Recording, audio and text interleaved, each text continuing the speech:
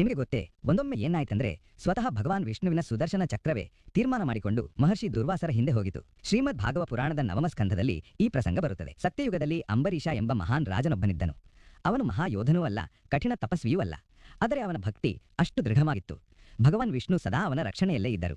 ಒಮ್ಮೆ ರಾಜ ಅಂಬರೀಷನು ಶಾಸ್ತ್ರವಿಹಿತ ನಿಯಮಗಳ ಪ್ರಕಾರ ಒಂದು ವ್ರತವನ್ನು ಮಾಡುತ್ತಿದ್ದನು. ಅದಕ್ಕೆ ನಿಶ್ಚಿತ ಕಾಲಮಿತಿ ಇತ್ತು. ಅದೇ ಸಮಯದಲ್ಲಿ ಮಹರ್ಷಿ ದುರ್ವಾಸರು ಅವನ ಅತಿಥಿಗಳಾಗಿ ಬಂದರು. ರಾಜನು ಅಪಾರ ಆದರದಿಂದ ಅವರಿಗೆ ಸ್ವಾಗತ ನೀಡಿದನು. ಆದರೆ ದುರ್ವಾಸರು ಧ್ಯಾನದಲ್ಲಿ ಲೀನರಾದರು ಮತ್ತು ಹಿಂದಿರುಗಲು ವಿಳಂಬವಾಯಿತು. ವ್ರತದ ಸಮಯ ಮುಗಿಯಲು ಸಮೀಪಿಸಿತು.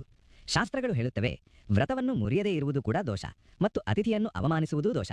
ಇಂತಹ ಧರ್ಮ ಸಂಕಟದಲ್ಲಿ ಅಂಬರೀಷನು ವಿವೇಕದ ಮಾರ್ಗವನ್ನು ಆಯ್ಕೆ ಮಾಡಿದನು ಮತ್ತು ಕೇವಲ ನೀರಿನ ಆಚಮನವನ್ನು ಮಾಡಿದನು. ದುರ್ವಾಸರು ಮರಳಿ ಬಂದಾಗ ಇದನ್ನು ತಮ್ಮ ಅವಮಾನವೆಂದು ತಿಳಿದು ಕ್ರೋಧದಲ್ಲಿ ತಮ್ಮ ಜಟಾಜೂಟದಿಂದ ಒಂದು ಭಯಾನಕ ಕೃತ್ಯವನ್ನು ಸೃಷ್ಟಿಸಿದರು.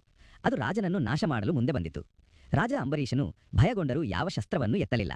ಶಾಂತ ಭಾವದಿಂದ ನಿಂತುಕೊಂಡನು.